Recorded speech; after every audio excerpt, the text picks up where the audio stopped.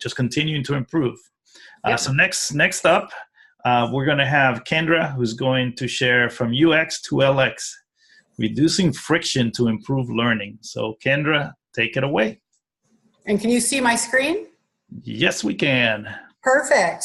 I got interested in this a few years ago when we started looking at how we could improve online learning. Luis, you were involved in that with me. And started to look, I came across this term, which was LX. And let's see if we can move ahead here. I really started to think about the fact that I started looking at digital design and the way we design things in a digital format. But I really started to think that everything in your classroom can impact this learner experience. And we think about all of those things that go on in a classroom that impact it. But what I really found interesting, I was just reading about UX, was that you can design, intentionally design your user experience, but it's internal to the person who uses it. And they may have a good or a bad experience. And I thought that really applies to our classrooms as well, because when we look at our learner experience, and especially if we only design one way, we can really impact that experience for that learner. So when I think about LX, the learner experience, it really takes time and thought to do it well. But when we look at the poor LX that we sometimes experience, it's very simple to create, and it can impede the learner. But even as I started looking at just this kind of design, where it's a poor design and you can't really see the text, or it's got all these colors going on and these pixelated images, I think it's really more. The learner experience is even beyond that. And so here's the article that I found, and I have the link at the end of the presentation. And it was really where I first kind of saw this idea of how the design, the visual design of what we create impacts the learner experience. And as like I said, I really can go farther than that. But the quote that I loved was, "Did I learn something in spite of the way this was designed or because of it?" Now, in the article, she was really talking again about that visual piece. But I also think it's beyond that, the more I think about it. And when I look at this, I also think about, did my students learn something in spite of the way this was designed or because of it? And if we think of things like universal design for learning, I think we're asking that same question. So it's really, as I go through this, think about not just those visual things that you create and not just about the tools that you have, but all kinds of things that might impact the way learners experience their learning. So some of the obvious ways are kind of when we create visual resources. I found this one on, I'm always worried someone's going to say, this was my presentation on bees. But you know, this kind of really poor design in terms of, can I even see the color? There's a background design. So some of that basic piece of design when we're creating something. And also when we look at websites. This website, probably AKA 1990s, but it's out there. It's probably got great information, but again, the design of that is really going to impact someone's learning experience if they went in there. When I look at videos, I'm going to think about how am I looking at this, and if you recognize it is a Khan Academy, not knocking Khan, but again, this kind of learner experience here with multiple colors and a black background can really interfere with your learning and your understanding. But also, we can think about all kinds of experiences, so not even digital ones. It's our instructional design. How are we expecting learners to demonstrate what they know? Is that interfering with? So we start to move away from kind of this visual design to the instructional design as well, and how that impacts the learner's experience. And I came across this image as well, and I thought it kind of demonstrated a bunch of things, and that is when we look at digital, this actually probably visually, that screen looks great, but it's also that experience of the learners there. They're all seated. they're all kind of looking, they're not actually interacting and experiencing something. So when I'm designing this, people say, wow, you're using digital tools, you're using looks like a smart board, but really what is that learner experience? What kind of impact is that having on their learning? And when we look at assessment, it's another area that we sometimes don't think about the learner experience around assessment. And sometimes, again, we think we have digital tools, and by having a digital tool that looks really nice and clean, but again, this one looks like a multiple choice test, what is that learner experience? And is it accessible to every child? And does it really resonate with them? And is it actually doing what you want it to do when it's kind of a multiple choice experience? And then the other piece I started to look at was even your environment. And we've looked a lot in the inclusive learning group, we've looked at your learning environment and how is that impacting learner experience and how we design our physical spaces and our classrooms. So one of the terms that I thought really kind of applied to what we're talking about here, and is actually borrowed from web design, is that the idea of friction. And I love it because it's anything that prevents a learner from reaching a goal. So if you think about if you've ever been on a website with a badly designed website, an LMS that's hard to get to manage, it really does prevent you from reaching your goal. But we can apply that to beyond those kind of digital environments. And when I think about that friction for my learner in the classroom, there's a bunch of different ways that you might create friction, perhaps even unintentionally. So the one would be design. How we've designed something might be for engagement, or it might be that it's in a print-based form. So the design can cause friction for learners. How we produce something. So if you think back to the PowerPoint that had this crazy background, or it's got pixelated images, or you've got, I listened to a video before that had water dripping in the background. So it was something that it really bothered me. So that production, if you're creating it, if the learner's creating it, or if you found it, that can cause friction and make it difficult for learners to reach their goal. Accessibility. Can every learner understand or access or use that tool?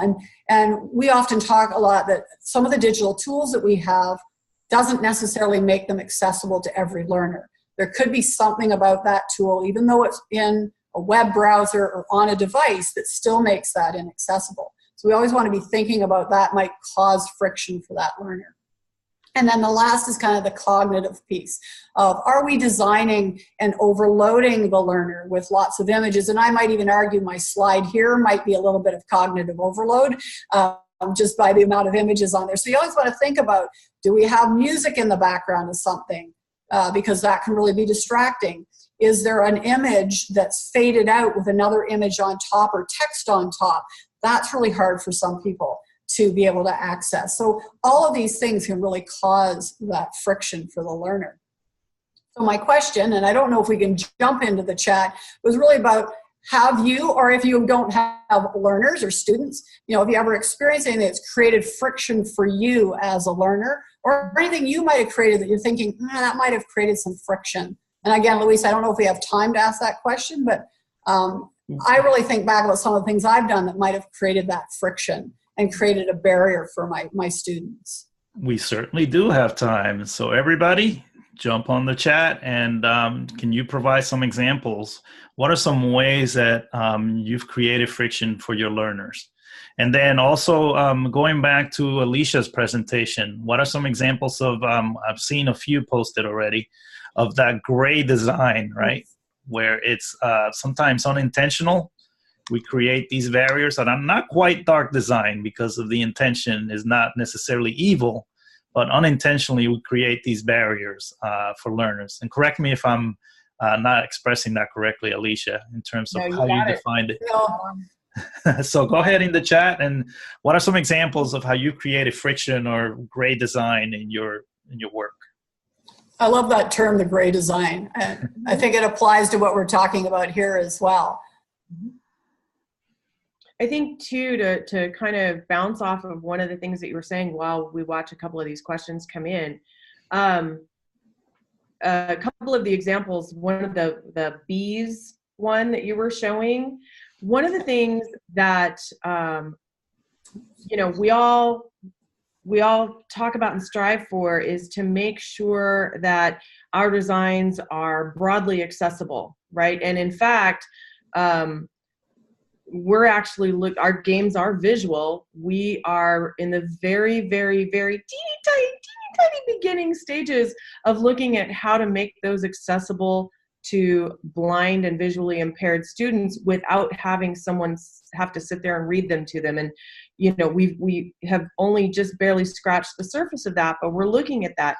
And when you look at that, one particular example just leapt off the page to me, and that is when you, and I think this is something that teachers do, again, Gray, completely unintentionally, but if there's not enough visual contrast in what you're displaying, whether that's on a whiteboard, on a smart board, or a lot of times you take something like your slides and my slides from this presentation and you cast them up on one of those boards, and the light in the room makes it fade out, and then people at the back of the room can't see it, or there's not enough contrast between the background color and the foreground color.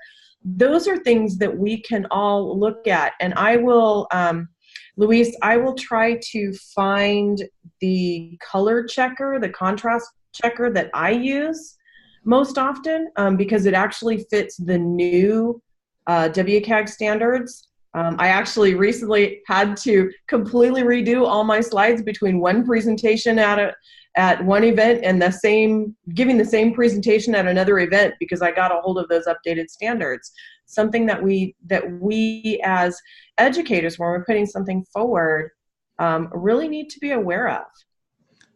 Well, that's literally gray design, because you are leaning towards that content sort of being washed out, so that it's not just people with a visual impairment, but depending on where you're sitting, you may not be able to perceive the information, and you're spending most of your effort trying to see the information where that effort should be instead, you know, be placed on trying to make sense of it.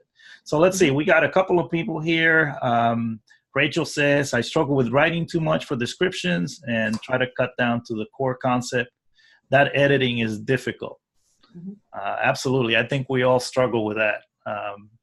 And I have a college-age daughter, so I'm sure that's an issue for her right now when she's sitting in a lecture, trying to determine what's the important information, what are the salient features of that lecture. I know most of us don't like lectures, but it's still a lot of the, you know, what it's done on college campuses. So, you know, I've tried to provide her with some advice. Lately, she's been using an iPad with an Apple Pencil to try to take notes in a way that is a little bit, works more with her way that she prefers to work. And so she has an app called Good Notes, where she can just draw her notes using the pencil and collect information in a more visual way. So Alicia, yeah, you mentioned sketchnoting. So what we like to say from a UDL perspective is provide options. Yeah.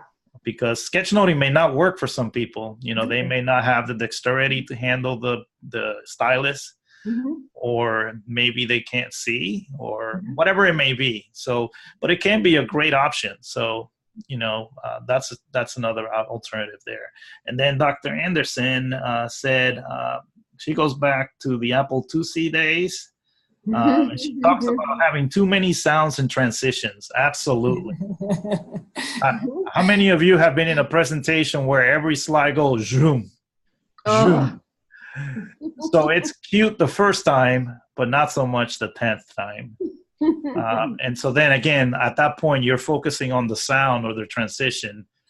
As you said, that's sort of dark design right there, or not dark, but gray design, because it's taking away from the content. So my advice to people has been use transitions like you use punctuation. At the end of each sentence, not after each word. Any other examples that you all want to share in the chat? Go for it. And while you do that, I'm going to set up here. So I have a couple other things, so I wasn't a little bit more, because we didn't talk about how to reduce that friction. So I just thought I'll go through there if I can go quickly through. Go for it. Yeah, so the idea for me was that, oil reduces friction. And so what can we do to reduce that friction? And again, it's not just the visual design, but you might want to start with that. And kind of move through. So for me, one of the areas is that good visual design. And now that we have all these DIY tools, we're all designers. But we really need to think about what is good visual design. And one of the ones that I really like is Canva. They do have, and I have the link at the end, they have all the tools, they're free, but they also have a design school. So if you have no clue and you don't really get how to balance something or how text works on a page or how you use images, great place to start, because it's also something for your learners as well. Teach them about this good visual design and how it really does help you learn better and have a good learner experience.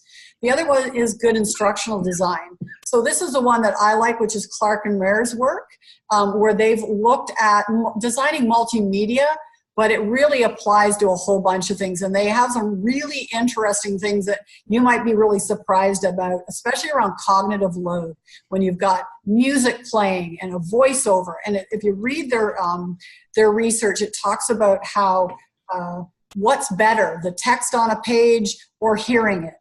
Do you do both? Why do you use images? It really gets you thinking, but I have a link to a couple of articles that will kind of take, I think their book's quite large, but it kind of narrows down their principles for you to really think about how it applies to almost everything you do in your classroom.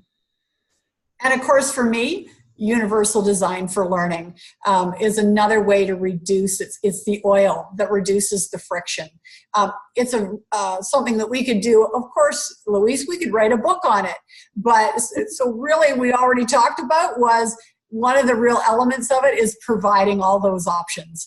Thinking about not only are they visually designed well or that you can interact with them well, but that you've provided those options, because even if something that's super well designed could still have a barrier for some of your learners.